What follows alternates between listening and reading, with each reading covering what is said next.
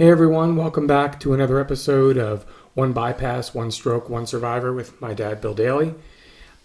We've been recently talking about your time in the hospital from the moment you had the stroke, leading up to and including that sort of middle part of your rehab stay when you were learning how to walk again, learn how to use the right side of your body, learn how to eat. Given the holidays are here, I thought it would be good if we had a conversation about how my father managed the holidays, even incidental ones like Halloween, but more important ones like Thanksgiving and Christmas, because they were impactful on you, really impactful on you. So I thought it would be kind of cool if we chatted a bit about that. So you had your stroke in the beginning of October, right? Correct. Which is right around, you were born October 5th, so right around your 60th birthday. Correct. But within a month of that, Halloween came, and you had some neat stories to tell about. You were in the thick of rehab by the end of October, right? Oh, yes, definitely. Right. So you talked, and you've spoken to me outside of this about how the professionals that treated you in rehab went out of their way to introduce some normalcy to your lives because you and other folks that had a stroke had none of that in your lives. So you want to speak a little bit about what it was like, how they handled something like Halloween, or then we'll talk about Thanksgiving, etc. What was it like for you to live these holidays, even unimportant ones like Halloween, as a stroke survivor in a rehab? Well, it was amusing. Halloween was especially amusing, which is supposed to be. It's supposed to be little children and not candy canes, that's for Christmas, and I hate candy canes anyway. You mean costumes? Yeah, but this was costumes and trick-or-treating. And at the end of the day, when all of the therapies were done, all the therapists had us all come into the main room where they had the physical, the occupational and speech were handled. And we're all sitting in our wheelchairs in a circle, and all of the therapists, first the PTs would come in, then the OTs. Mm-hmm. There was only two professional speech therapists there, so they weren't involved. But they get in one of the other groups, and they were all dressed up. They had themes like I'm trying to think of the one like Snow White, the Seven Dwarfs, that kind of thing. Television themes, yeah. I'm not going to remember. In any event, they all had television themes, and they all had skits. Everybody had a costume on. So they put on almost like a show. show. Yeah, they would sing and dance and sing the songs that you'd find on these particular shows, whether it would be The Love Boat or whatever it might be. And these are people who have broken their butts from 8 o'clock or earlier in the morning, sitting at their computers, having meetings, discussing the life and death situation that one patient you have may be in, sitting at times with the doctors involved, the nurse in charge, part of administration, and had the time, instead of going home to their children. Halloween's once a year, but sure. But they got into it also. And that's a good point. They were actually at an age where they would likely have children to go trick-or-treat. They had to go trick-or-treating later on that day, I'm sure. So, and then they would pass out, and then we had a vote. We would pass out little they pass out little cards, and I would vote for whatever group that I wanted to see. Oh, it was like a competition. Competition, yeah. Why do you think they did this? Why do you think they? I mean, I've worked in healthcare before, and at Halloween, every department dressed up, and it was always themes. Snow White and the Seven Dwarfs comes to mind, or maybe Grease. I mean, there was always themes. Every X-ray did it. I worked in the lab. The lab did it. Why do you think these folks went this far? Like to have actually put on a show for you and to entertain you guys, all of you stroke survivors. Why do you think they went to those lengths? Well, I'm sure to let us remember the fact that this is one of the holidays that we were prepared to be involved in, that we may have heavily been involved in. We may have taken our grandchildren. We may have had them shopping. We may have been the ones that bought them their costumes. As far as voting, giving somebody an opportunity to who do I vote for? I really like them. Just decision making. As a cognitive exercise. As a cognitive exercise for some of them. That's kind of cool. Yeah. I mean, I think that was they had never admitted to me, but that was part of the deal. It was a great day. We applauded. There aren't that many things you can. It's interesting that 17 years later, how long were you rehabbing specifically, not the hospitalization? I'm still rehabbing in a way. Fair enough, but I mean, how Okay. long were you in the rehab as a resident of the rehab? I think I mentioned it maybe in the 70. first episode. I think it was 70. It was 77 days, I think. And you remember this as vividly as you're describing it. Oh, sure. What did it mean every to year? you? We did it every year. But what did you, I understand that, but what did it mean to you that it happened that first time? Because for you to remember it so vividly, when your brain, like your right arm, had kind of abandoned you for a period of time, what did it mean to you that these people went to these great lengths to do this for you guys? At the condition that I was in the first time, Yeah. it was like going to the circus, Barnum and Bailey the first time. I was like a little child, Really? sitting there seeing these people dressed up in the costumes. Yes, I was thrilled. There was a show, there was a program. All I had seen was people who were drooling, who were struggling to get up off of a chair, there were difficulties that they all had, whether it be physical or occupational, or just trying to open a refrigerator, or make them believe they were washing a dish. And now it's kind of like there's the stadium ceiling has been opened up and the sun is shining in on every one of us. That's what it made me feel like, even though I wasn't quite yet aware of the world as it was around us. That's nice. Did your peers, did your fellow patients feel similarly? Did you get a sense? I know perhaps you didn't discuss it with them, but did you get a sense that they, like you, enjoyed it similarly? Oh, definitely. I mean, no, I didn't get a chance to talk. We was in a 2-room. I forget who was in a room with me. There were some funny stories about them to begin with down the road, but we didn't really discuss it. But that aside, you could get a sense that the way you valued it, they similarly valued. Yes, yeah. With the applause, with the laughter, with the fact that they were doing programs that everybody could see, they were familiar with. Yeah, oh my gosh, that's a good point. They had to practice. Like if they're putting on a show, of course they did. These people had to rehearse this stuff on their own. Yep. In order to entertain you. Right. So that didn't look like it was thrown together at the last minute. No. It's dawning on me while we're talking about it that they had to actually prepare for this. Exactly. It wasn't just throwing on a costume. And No, not and that must have meant the world to you that they went to that trouble. Well, it did really then at that point in time. No, I never. I Really? couldn't. At that time, the first one I saw, well, the only one I saw. I mean, I volunteered at a hospital for years after. Mm-hmm. Okay, so I was involved with them, dressing up. But that particular day, that first time that I saw it, I didn't give it a thought at all. But never thought at all about what they did to put this together. You just took it at face value. Just took it for face value. Purely entertaining, great time. Exactly. Like everybody else, holy shit! Look at this. You've got a costume from that particular program, and shit. There's the professor and Mary Ann too. I can't believe it. Right, No, right. it would have been. Had I was aware, I would have said to myself, well, I wonder how long they did this to put this together. That particular day, the first time I ever saw the show as a patient. That was still within 30 days of your stroke, too. It was Halloween's the 31st, and I came in there on the 16th. A pair of weeks. So it was just a couple of weeks after. Right, you had the 9 days of the hospitalization. You're 3+ weeks into this thing. No, I wasn't in a position at all to think of, how they did this. How much time they spent on putting it together. You just loved it. Just loved it, yeah. So what about Thanksgiving? I know we're going to jump ahead, but this installment may be a bit briefer because it's just about the holidays. I just want to cover that with you. What about Thanksgiving? Thanksgiving, I know that I came, but I want to hear, I don't want to tell my story. I want you to tell yours. Thanksgiving came. You were not in a position, right, to go home, right? That was not on the table. Was it ever on the table, even momentarily? I can't remember. A month later, over a month later from Thanksgiving.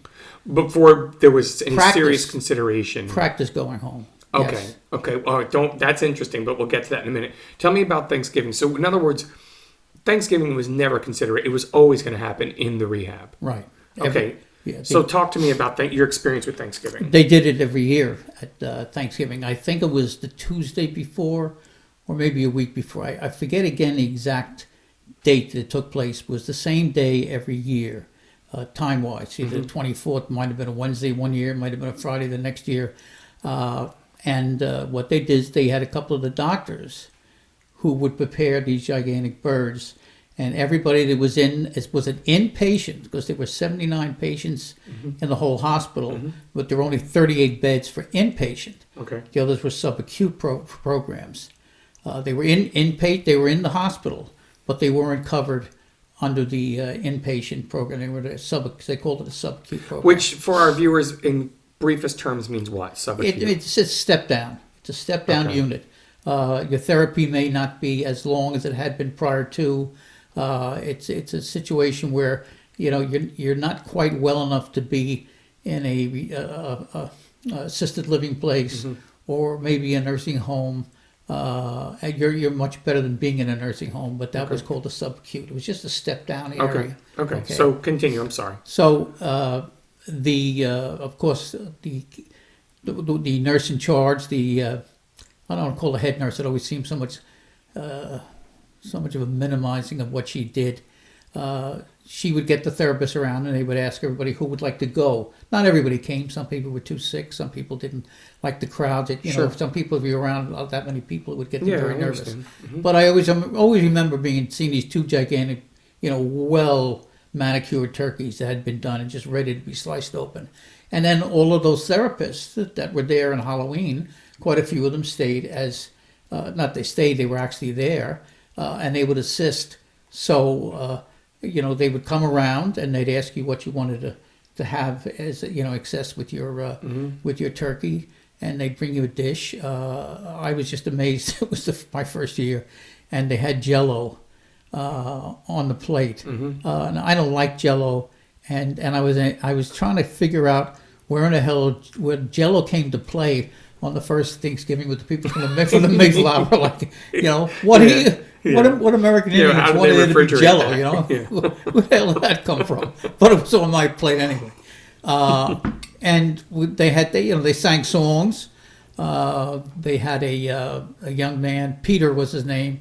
I don't know if Peter's still alive, but he was a hell of an Irish guy. And, Peter played music. He was an instrumentalist.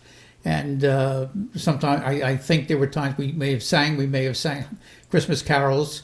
And then when one was finished, they would take 6 or 7 up at a time up to your floor and let you sit down and relax, I guess. And then you still maybe you had to skip one session during the afternoon. I don't really remember.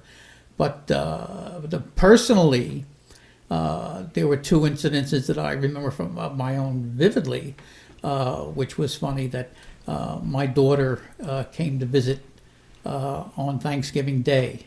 And you came also. My daughter came earlier. She came with her fiance, and we were sitting at a table, almost maybe a little bigger than this. And her fiance Chris was sitting to my left, and a therapist was sitting to my right. We were in occupational therapy, and we were doing one of those. I was doing one of those programs where there's a fishbowl of these kind of like, I'll call them little mushrooms. Okay. And I would pull them out of the bowl and then try to put it inside. Oh, so this is physical therapy. Yeah, it was physical therapy. No, this is actually occupational therapy. And then try to put it inside on this grid with small holes that I could get them in there with my bad hand, which was not as bad as it is now. Understood. And I do this, and I was tired. My daughter was here. I don't know whether I had met Chris prior to that, and I wanted to get the hell out of there. And everybody was, watching as I was struggling to get this done.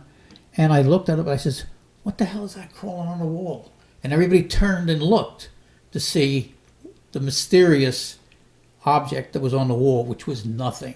But with my good hand, I grabbed the last 2 and put them back on the grid.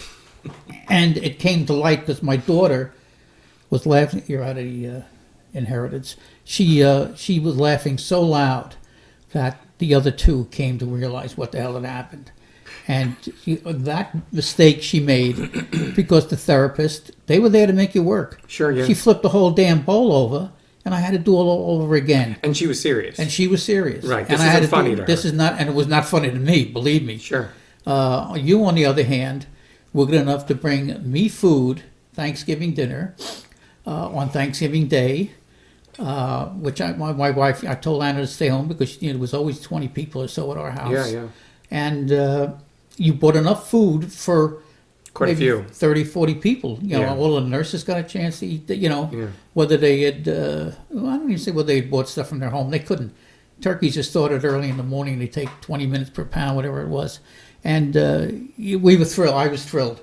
Everybody was thrilled. The nurses, of course, were really thrilled. The problem was that when Scott arrived, Scott had not been feeling good. And we didn't wear masks back then. And I remember thinking, what a benevolent son I am. Yeah. That as sick as I feel, Yeah. I'm going to come up when no one else was going to and feed my father on Thanksgiving Right, Day. and he did. And he fed me a disease also because my immune therapy could not handle what he brought into that damn room. And I had to go on antibiotics for 2 weeks. Inadvertently attempted to Yeah. kill you. Yeah, it was so funny. Everything that I had overcome was possibly down the It's been drain. nullified by my visit. Because this jerk made a visit, with malaria, whatever the hell it was. I was sick. I had a fever and Yeah. everything. Yeah. And so that was the second holiday. So I remember Christmas, and this is the last one I want to cover before we'll tackle some other things some other time. But this one felt heavy before it became heavy, and it became heavy. And I don't want to cheat you out of the story, so I promise I won't. But I remember I picked you up, and I remember you were incredibly sober behaviorally, and you are a pretty lighthearted dude. You're quick with a joke, and you are quick to add levity to rather intense situation, but not this time. When I picked you up, you were incredibly intense and really focused. I would even characterize you as unfun because you were so serious. And I'm used to a lot more playful version of you than I was getting. So I don't want to cheat you out of the stories. I think this is a powerful story, particularly for viewers of this who have a loved one who is surviving a stroke around this time. And so when you're telling this story, just do the viewers a favor, and not just tell your story, but talk about how being so vulnerable impacted you during this time, because this wasn't so funny anymore. Yeah. Well, I had been there about 70 days. And whether you're going home during the holidays or going home in the middle of April, there's always a time when, unless you've only been there a couple of weeks, and there are many stroke survivors who may only need a couple of weeks to recover, when you're there that long, they want to send you home at least one day before you're going to be released. So you get an opportunity to walk or roll around your house, and what rugs need to be moved, and what needs to be done, what pull bars need to be put in the bathroom, and what rooms need to be widened, or if you're going to put a ramp in, where the ramp would go. Or Were you aware of any of this going on No. in your home? No. You were just trusting that things were being handled. Well, you can't turn a home that was lived in by the Hatfields and McCoys into the Taj Mahal overnight. You need somebody builds this wide in a wheelchair. And that's new to all of us. Right. As new as it was to you, nobody knew how to take care of someone like that. Nobody had any idea. So we whatsoever. were all greenhorns. Right. And I may have been laid back because I was scared. This had been my home. Hospitals had been my home for over now 2 months. 9 plus 7, 79 days. 3 months. I was very subdued, and I was scared, and I was nervous, and it was cold, and I remember taking the ride from which I took from Morristown, home, and thank God there was no snow. I don't think they would have got me out of the building if there'd been any snow on the ground. Right. And we one of the Enzo, I guess. Anna's daughter Teresa, her husband, had put a rail up along the wall that I could hold on to because I couldn't grab anything with my right hand. And we walked up the steps and we walked inside. And I can tell, see, I don't want to get emotional. We walked inside and there was a ton of people in there. Oh, the house was filled. And I walked in the living room. Mm-hmm. I don't want this to happen. And I sat in a chair where I left from 80 plus days prior, when the ambulance had to come and take me. Right. And I sat down and I cried. Mm-hmm. I cried. Why? I was home and I was scared. And this must make for great copy. Wow, the guy's crying. Holy shit, look at this. I put my head down and all I could see was people, feet, legs running everywhere. Yeah, kind of rallying around you. Oh, away from me. Nobody wanted to be around.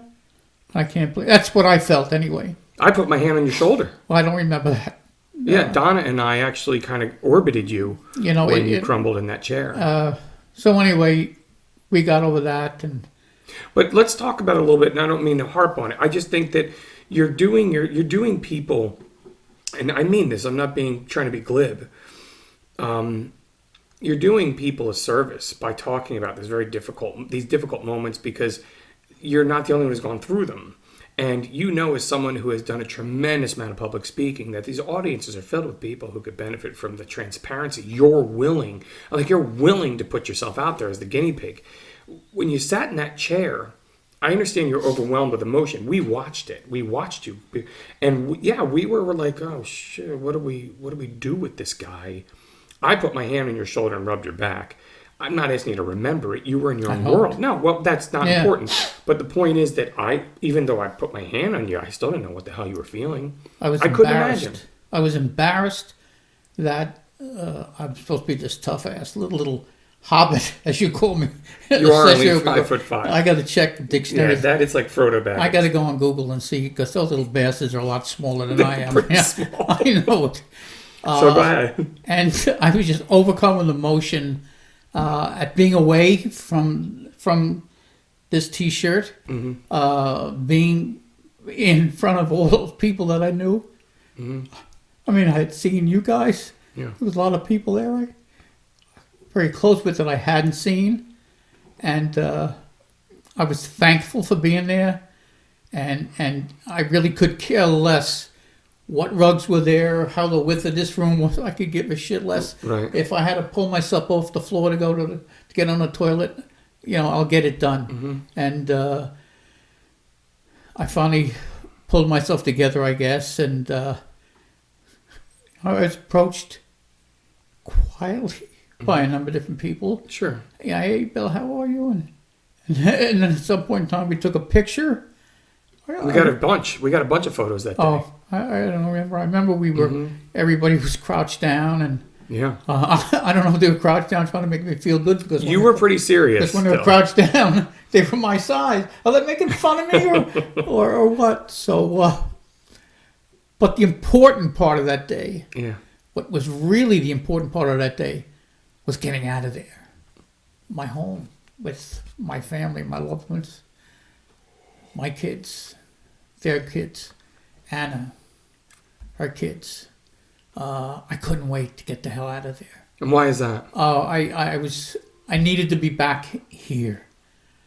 I was because lost. Because you're safe. That's what I knew. I was safe. Right. So we pulled up. So just a moment before you left the house. So even though you had this purge on the chair, right, where you just kind of got this, at least that layer of overwhelming emotion out of you, which obviously still is easily tapped into right here. We are 17 years later, and you feel it all over again. But even after that, you couldn't actually sit there and enjoy this moment because you were constantly like, oh, the time can't click by TikTok fast enough. True. I need to be back in this safe haven. Yeah. I mean, they could have brought out 12 different apple pies, right, and ice cream. Get that shit away from me. I needed to be back in Morristown. And when we pulled up in front of the door, there was a van in front of us. there was a ramp that went up this side. There was a ramp that went up this side. And You're talking about back at the hospital. back at the hospital. We went up the ramp on the right hand side, and I didn't know who it was. There were 4 or 5, pretty big guys. So I went upstairs and we had a tray of goodies for the nurses at the main station. And was there a sense of relief when you re-entered the building? Like, okay, yeah. I can resume my life now. It's almost as if I had a tachometer on my chest, and he saw each tenth of a mile going by, Right.